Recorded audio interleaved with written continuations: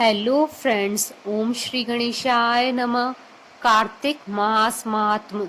सब प्रकार के विघ्नों का नाश करने वाले तथा सारी सृष्टि का पालन करने वाले श्री गणेश जी, ज्ञान की दाता देवी श्री सरस्वती जी, सब पुराणों के कर्ता श्री व्यास जी तथा गुरुदेव के चरण कमलों में नमस्कार करके भगवान की श्रद्धा और भक्ति रस में डूबे हुए कार्तिक मास महात्म की कथा कहती हूँ। कार्तिक मास महात्म, दूसरा अध्याय प्रारंभ। सिमर चरण गुरुदेव के, लिखूं शब्द अनूप, कृपा करे भगवान सच्चित आनंद स्वरूप। भगवान श्री कृष्ण आगे बोले, हे प्रिय, जब गुणवती को राक्षस द्वारा अपने पति व पिता के मारे जाने का समाचार मिला तो वह विलाप करने लगी। हे नाथ, हे पिता, मुझको त्याग कर तुम कहाँ चले गए? मैं अकेली स्त्री तुम्हारे बिना अब क्या करूं? अब मेरे भोजन, वस्त्र आदि की व्यवस्था कौन करेगा? घर में प्रेम पूर्वक मेरा पालन पोषण कौन करेगा? मैं कुछ भी नहीं कर सकती। मुझ विधवा की कौन रक्षा करेगा? मैं कहाँ जाऊं? मेरे पास तो अब कोई ठिकाना भी न रहा। इस प्रकार विलाप करते हुए गुणवती चक्कर खाकर धरती पर गिर पड़ी और बेहोश हो गई। बहुत देर बाद जब उसे होश आया तो वह पहले की भांति करुण विलाप करते हुए शोक सागर में डूब गई। कुछ समय के पश्चात जब वह संभली तो उसे ध्यान आया कि पिता और पति की मृत्यु के बाद मुझे उनकी क्रिया करनी चाहिए जिससे उनकी गति हो सके। इसलिए उसने अपने घर का सारा सामान बेच दिया और उससे प्राप्त धन से उसने अपने पिता और पति का श्राद्ध आदि कर्म किया। तत्पश्चात वह उसी नगर में रहते हुए आठों पहर भगवान विष्णु की भक्ति करने लगी। उसने मृत्यु पर्यंत तक नियम पूर्वक सभी एकादशियों का व्रत और कार्तिक महीने में उपवास व व्रत किए। हे प्रिय, एकादशी और कार्तिक व्रत मुझे बहुत ही प्रिय है। इनसे मुक्ति, भक्ति, पुत्र तथा संपत्ति प्राप्त होती है। कार्तिक मास में जब तुला राशि पर सूर्य आता है तब ब्रह्म मुहूर्त में उठकर स्नान करने व व्रत व उपवास करने वाले मनुष्य मुझे बहुत प्रिय हैं, क्योंकि यदि उन्होंने पाप भी किए हैं तो भी वह स्नान व व्रत के प्रभाव से उन्हें मोक्ष प्राप्त हो जाता है। कार्तिक में स्नान, जागरण, दीपदान तथा तुलसी के पौधे की रक्षा करने वाले मनुष्य साक्षात भगवान विष्णु के समान है। कार्तिक मास में मंदिर में झाड़ू लगाने वाले, स्वास्तिक बनाने वाले तथा भगवान विष्णु की पूजा करने वाले मनुष्य जन्म मरण के चक्कर से छुटकारा पा जाते हैं। यह सुनकर गुणवती भी प्रतिवर्ष कार्तिक का व्रत और भगवान विष्णु की पूजा करने लगी। हे प्रिय, एक बार उसे ज्वर हो गया और वह बहुत ही कमजोर भी हो गई। फिर भी वह किसी भी प्रकार से गंगा स्नान के लिए चली गई। गंगा तक तो वह पहुंच गई, परंतु शीत के कारण वह बुरी तरह से कांप रही थी। इस कारण वह शिथिल हो गई।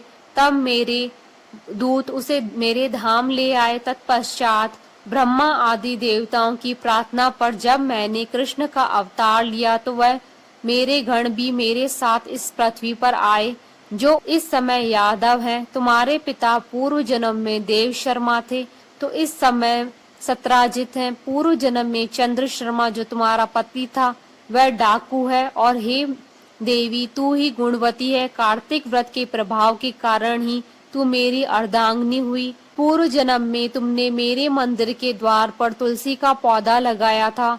इस समय तेरे महलों के आंगन में कल्प वृक्ष के रूप में विद्यमान है। उस जन्म में जो तुमने दीपदान किया था उसी कारण तुम्हारी देह इतनी सुंदर है और तुम्हारे घर में साक्षात लक्ष्मी का वास है। चूंकि तुमने पूर्व जन्म में अपने सभी व्रतों का फल पति स्वरूप विष्णु को अर्पित किया था, उसी के प्रभाव से इस जन्म में तुम मेरी प्रिय पत्नी हुई हो। पूर्व जन्म में तुमने नियम पूर्वक जो कार्तिक मास का व्रत किया था उसी कारण मेरा और तुम्हारा कभी वियोग नहीं होगा। इस प्रकार कार्तिक मास में व्रत आदि करने वाले मनुष्य मुझे तुम्हारे समान प्रिय हैं।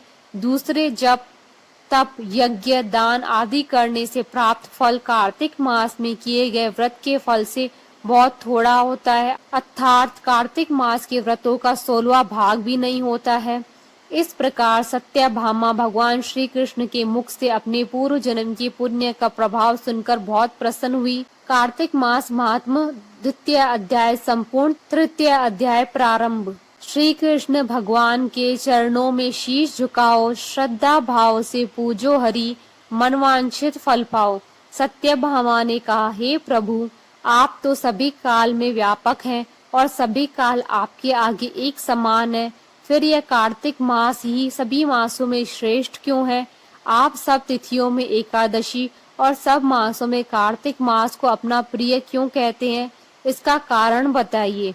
भगवान श्री कृष्ण ने कहा, हे भामिनी, तुमने बहुत अच्छा प्रश्न किया है।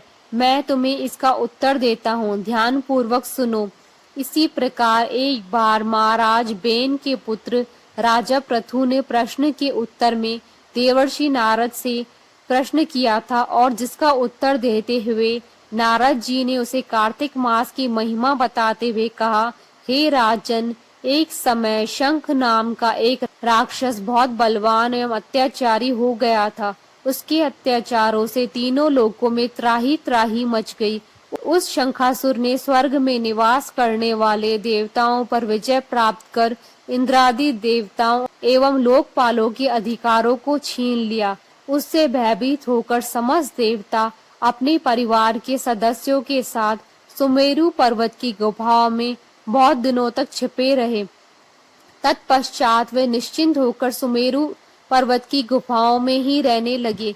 उधर जब शंखासुर को इस बात का पता चला कि देवता आनंद पूर्वक सुमेरु पर्वत की गुफाओं में निवास कर रहे हैं, तो उसने सोचा कि ऐसी कोई दिव्य शक्ति अवश्य है जिसके प्रभाव से अधिकारहीन यह देवता अभी भी बलवान है। सोचते सोचते वह इस निर्णय पर पहुंचा कि वेद मंत्रों के बल के कारण ही देवता बलवान हो रहे हैं। यदि उनसे ये वेद छीन लिए जाएं, तो वह बलहीन हो जाएंगे। ऐसा विचार कर शंखासुर ब्रह्मा जी के सत्य लोक से शीघ्र ही वेदों को हर लाया। उसके द्वारा ले जाए जाते हुए भय से उनके चंगुल से निकल भागे और जल में समा गए। शंखासुर ने वेद मंत्रों तथा बीज मंत्रों को ढूंढते हुए सागर में प्रवेश किया, परंतु न तो उसको वेद मंत्र मिले न ही बीज मंत्र। जब शंखासुर सागर से निराश होकर वापस लौटा, तो उस समय ब्रह्मा जी पूजा की सामग्री लेकर सभी देवताओं के साथ भगवान विष्णु की शरण में पहुंचे और भगवान को गहरी निद्रा से जगाने के लिए गाने बजाने लगे और धूप गंध आदि से बारंबार उनका पूजन करने लगे। धूप दीप नैवेद्य आदि अर्पित किए जाने पर भगवान की निद्रा टूटी। वह देवताओं सहित ब्रह्मा जी को अपना पूजन करते हुए देखकर बहुत प्रसन्न हुए तथा कहने लगे, मैं आप लोगों की इस कीर्तन व मंगलाचारण से बहुत प्रसन्न हुआ हूँ। आप अपना अभीष्ट वरदान मांगिए, मैं अवश्य प्रदान करूंगा। जो मनुष्य आश्विन शुक्ल की एकादशी से देवोत्थान एकादशी तक ब्रह्म मुहूर्त में उठकर मेरी पूजा करेंगे, उन्हें तुम्हारी ही भांति मेरे प्रसन्न होने के कारण सुख की प्राप्ति होगी। आप लोग जो पाद्य अर्घ्य आचमन और जल आदि सामग्री मेरे लिए लाए हैं, वे अनंत गुणों वाली होकर आपका कल्याण करेगी। शंखासुर द्वारा हरे गए संपूर्ण वेद जल में स्थित हैं। मैं सागर पुत्र शंखासुर का वध करके उन वेदों को अभी लाए देता हूँ। आज से मंत्र बीज और वेदों सहित मैं प्रतिवर्ष कार्तिक मास में जल में विश्राम किया करूंगा। अब मैं मत्स्य का रूप धारण करके जल में जाता हूँ। तुम सब देवता भी मुनीश्वरों सहित मेरे साथ जल में आओ। इस कार्तिक मास में जो श्रेष्ठ मनुष्य प्रातः काल स्नान करते हैं, वह सब यज्ञ के अक्षत स्नान द्वारा भली भांति नहा लेते हैं।